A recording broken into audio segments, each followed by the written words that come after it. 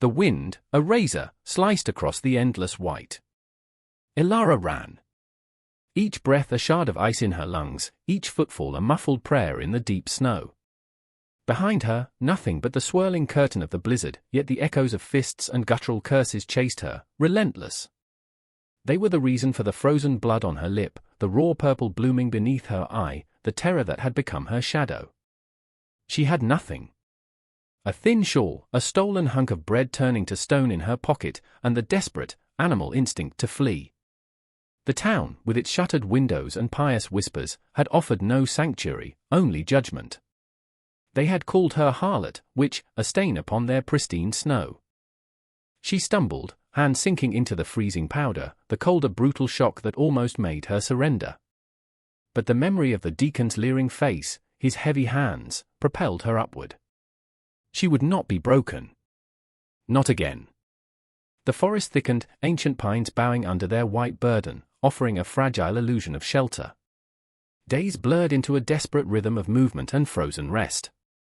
She found a small, sheltered bowl between three great boulders, shielded somewhat from the wind's main assault. Here. This would be the place. Or it would be her grave. Her hands, raw and clumsy with cold, began to break fallen branches, to scrape away snow with a piece of sharp slate. The work was brutal, a penance. She built not with skill, but with sheer, unadulterated will. Each small, frozen log laid was an act of defiance. The hunger gnawed, a hollow ache that cold could not numb. The silence of the vast wilderness was a heavy blanket, broken only by the shriek of the wind or the distant crack of a tree limb surrendering to the ice. She did not know that miles away, a man named Silas made his evening ride. His ranch lay nestled in the valley below the high woods, a solitary sentinel against the encroaching winter. He rode the fence line, a habit ingrained by years and by loss. The wind whipped his weathered face, the snow stinging his eyes, but he barely registered it. His thoughts were often on ghosts, a wife's laughter silenced too soon, a child's small hand that would never grip his own. He was a man carved from the same hard land, silent, watchful. His horse, a sturdy grey, picked its way surely through the drifts. He saw the smoke first. A faint, hesitant plume, almost invisible against the grey sky, high up where no smoke should be. He reined in, his eyes narrowed. A trapper, perhaps, caught out. Or something else. He was a man who did not meddle, but he was also a man who understood the cruelty of the mountains in winter. He noted the direction, the way the wind carried it, then nudged his horse onward. He did not speak of it, not even to the empty rooms of his house. The land kept its secrets, and so did he. Elara huddled in her nascent shelter, a lean-to barely worthy of the name. A small, smoky fire licked at damp wood, offering more frustration than warmth. She coughed, her body trembling. The bread was long gone. Despair, a cold serpent, began to coil in her belly. She had run so far, only to die alone in the snow. The thought did not bring tears. Tears were a luxury she could no longer afford. She simply stared into the struggling flames, her face a mask of exhaustion. The first night, she thought she imagined it. A subtle shift in the pile of wood she'd gathered, fresher, drier pieces at the top. The second morning, a snare, crudely made but effective, lay near her shelter, a plump rabbit frozen within its loop. Her heart hammered against her ribs, a frantic bird. Fear warred with a desperate, burgeoning hope. Someone knew. Someone was watching. She scanned the silent, snow-laden trees, but saw nothing, heard nothing but the ceaseless moan of the wind. She took the rabbit. Her hand shook as she prepared it, the act a ritual of survival. The meat, tough and stringy, was the most exquisite thing she had ever tasted. She ate slowly, savoring each morsel, the warmth spreading through her chilled limbs. She was still alone, yet not entirely. The cabin grew, painfully slow. Each day, a little more. A wall of interwoven branches, chinked with snow and frozen mud. A roof, more hope than structure. Silas continued his rides. He never approached. He never made his presence known. But from a high ridge, through the swirling snow, he could see the faint trace of smoke, sometimes the small, dark figure moving against the white. He saw the brutal labor, the dogged persistence. He'd seen women sold, bartered like cattle in the raw settlements further west.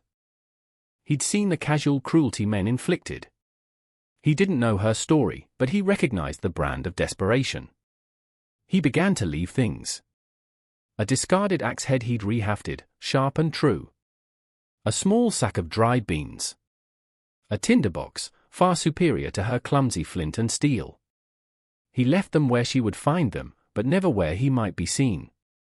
It was a language without words, a cautious offering across a divide of fear and solitude. He was mending something within himself, piece by silent piece, by these small acts.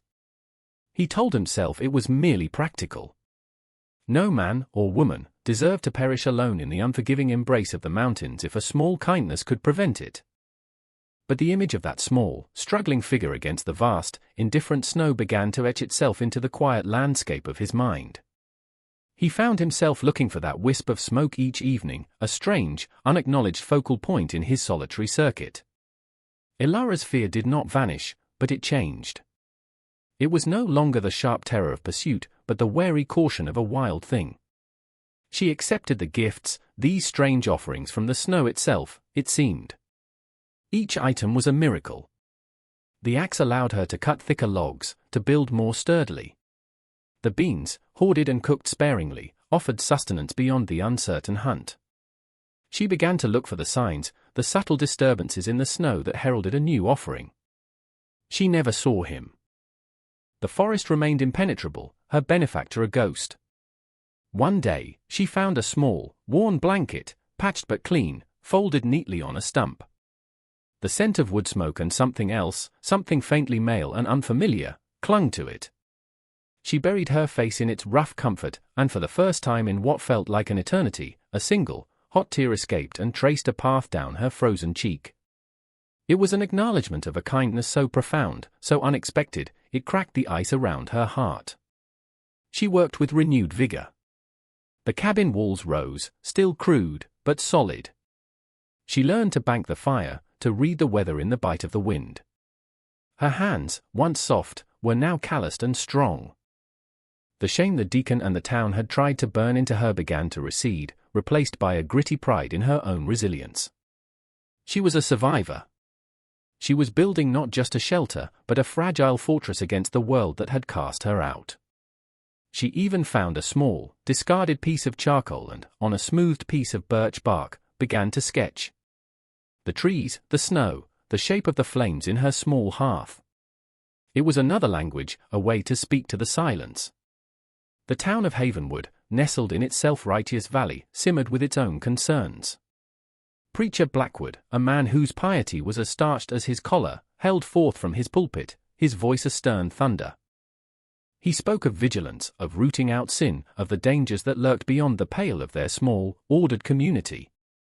Gossip, like frost, crept into every conversation. Old Man Hemlock, a trapper known for his long silences and even longer treks, had mentioned seeing smoke in the high woods, a place where no decent soul would venture in deep winter. The whispers started small. A runaway. A woman of ill repute. Perhaps even something darker, something touched by the solitude and the harshness of the wilderness. Fear, once planted, took root easily in Havenwood's fertile ground of suspicion. Silas heard the whispers when he went into town for supplies, a journey he made as infrequently as possible. He stood at the back of Henderson's general store, his face impassive, listening to the murmurs while he waited for his flour and salt. Mrs. Periwinkle, the mayor's wife and the town's chief arbiter of morality, spoke in hushed, scandalized tones. A lone woman, they say. Up there. It's not decent. It's not safe.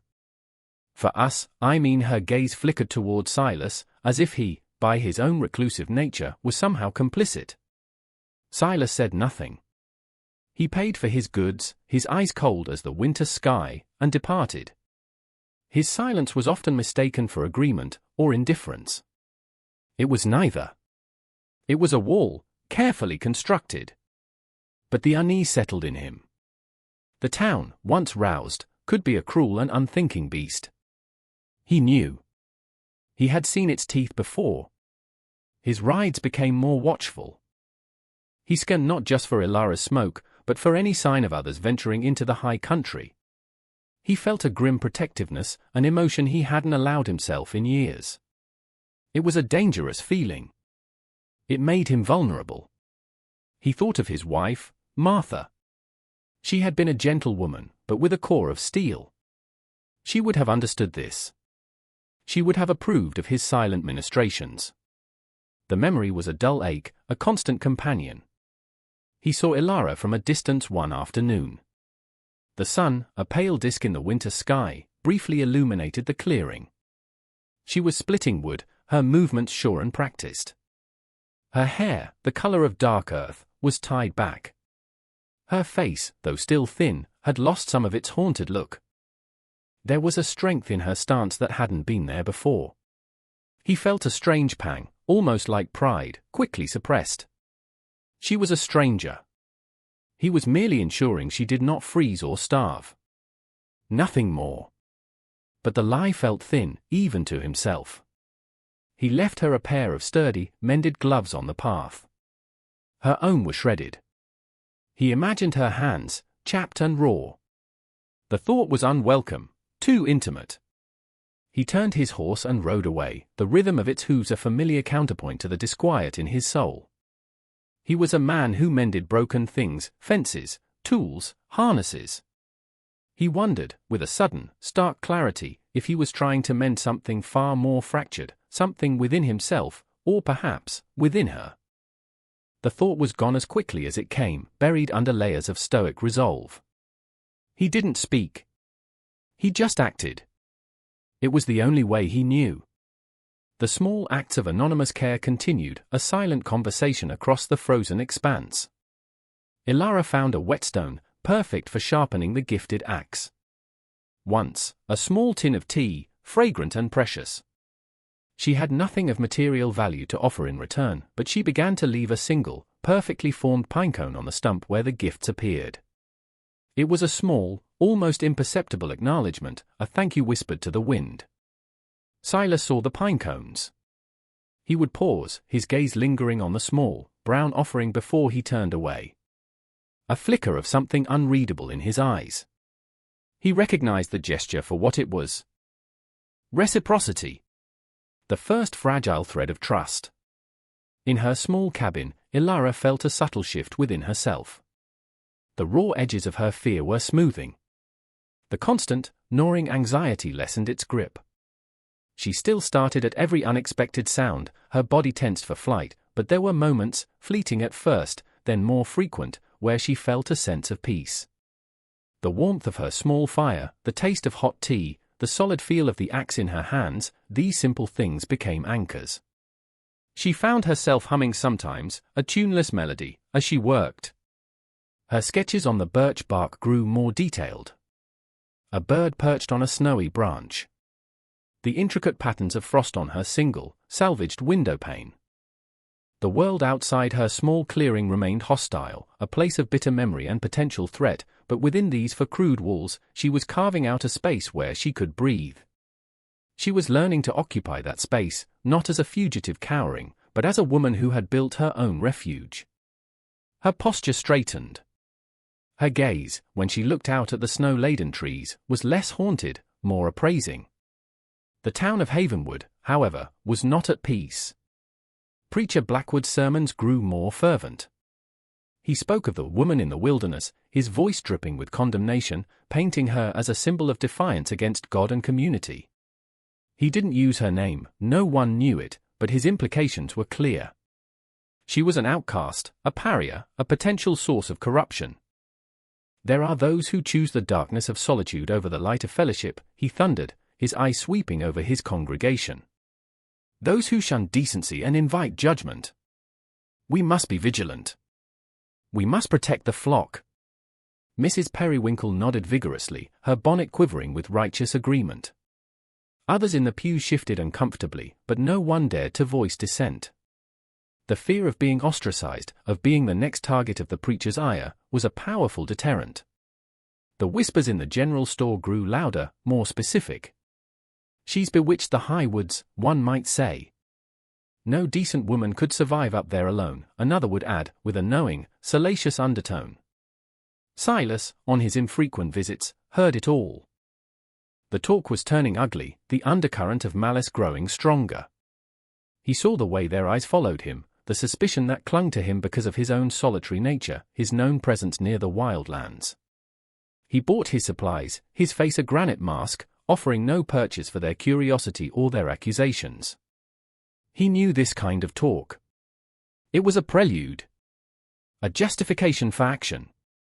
His past, the one that haunted his quiet hours, had taught him the devastating power of a self-righteous mob.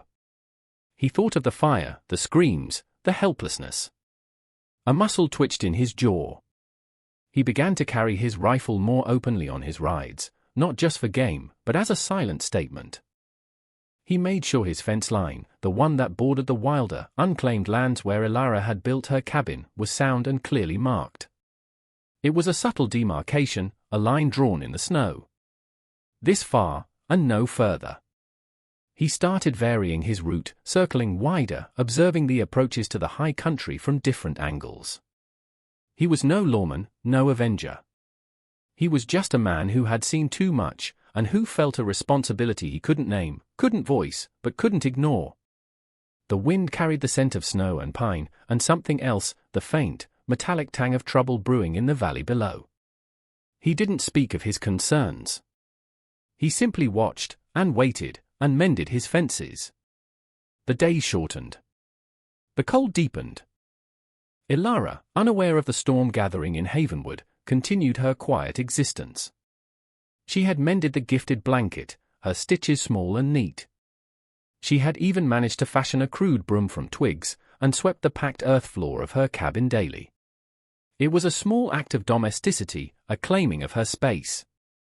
She was not merely surviving now, she was living, in her own stark, solitary way. The decision was made, not in a town hall meeting with votes and minutes, but in the hushed, fervent conversations after Preacher Blackwood's Sunday sermon. The preacher, fueled by his own rhetoric and the eager consensus of his core followers, declared it their Christian duty to investigate the situation in the high woods. "We must extend the hand of fellowship," he proclaimed, his tone belying the judgment in his eyes, "and if that hand is refused, we must ensure the safety and sanctity of our community." The word safety was a convenient veil for fear and prejudice. Mrs. Periwinkle, of course, was a staunch supporter, though she herself would not be braving the snows. "Someone must speak to the poor creature," she'd said, dabbing her eyes with a lace handkerchief, "and guide her back to the path of righteousness, or see she moves on." For the good of Havenwood, a small group was chosen. Preacher Blackwood, naturally, would lead. With him went Jedediah Stone, the blacksmith, a burly man whose piety was matched only by his quick temper, and young Thomas Miller, barely a man, eager to prove his worth and easily swayed by the preacher's pronouncements. They would go, they said, to offer help, to bring the lone woman back to civilization, whether she wished it or not. The undercurrent was clear, they were going to remove a perceived blight. Silas, mending a harness in his barn, felt the shift in the air even before he heard the distant sound of their sleigh bells. It was a subtle tension, a prickling on his skin he'd learned to trust. He set down his tools. His gaze went to the rifle leaning against the wall. He didn't hesitate. He saddled his gray, his movements economical and precise. He didn't know for certain what was happening, but the unease that had been a low hum in his gut for weeks now sharpened into a cold certainty. He rode out, not towards his usual fence line, but cutting directly towards the steeper, less traveled path that led to the high woods, the one he knew the townsfolk would likely avoid, but which offered a quicker, albeit more challenging, route. The snow was deep, slowing his progress, but his horse was sure-footed, accustomed to the harsh terrain. The wind was a mournful song through the pines, a fitting accompaniment to his grim thoughts. He saw their tracks before he saw them, the clear impress of a sleigh and 3 sets of boots. They were heading directly towards the area where Elara's cabin lay hidden. He urged his horse faster, the urgency a cold knot in his chest. He was not a man given to prayer, but something like a silent plea formed in his mind. Let him be in time. Elara was outside, gathering firewood, when she heard it. the faint, alien sound of sleigh bells. Her blood ran cold. It was not the sound of the wind, nor the crack of a branch. It was human. And it was approaching. Panic, swift and suffocating, seized her. She dropped the wood, her eyes darting towards the cover of the trees. Her first instinct was to flee, to disappear back into the wilderness that had, in its harsh way, sheltered her. But then she looked at her cabin. Her small, solid cabin. The rough-hewn walls, the wisp of smoke rising from its stone chimney. It was hers. She had built it with her own hands, paid for it with her own sweat and fear. A new, unfamiliar emotion surged through her, defiance. She would not run. Not this time. She straightened her shoulders, her heart hammering, and stood her ground beside her woodpile, the axe she had been using still in her hand. The sleigh, pulled by a tired-looking horse, crunched into view, emerging from the trees into her small clearing. Preacher Blackwood sat a little straighter, his face stern and set.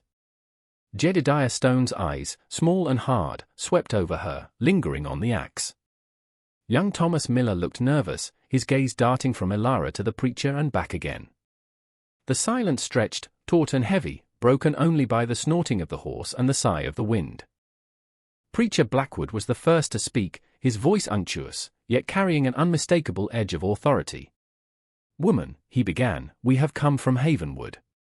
We have come to offer you succor, to bring you out of this desolation." His gaze took in the cabin, the meager woodpile, Elara herself, and his lip curled almost imperceptibly. "It is not fitting for a woman to live alone in such a manner." Elara said nothing. Her knuckles were white where she gripped the axe handle. Her silence seemed to unnerve them more than any outburst.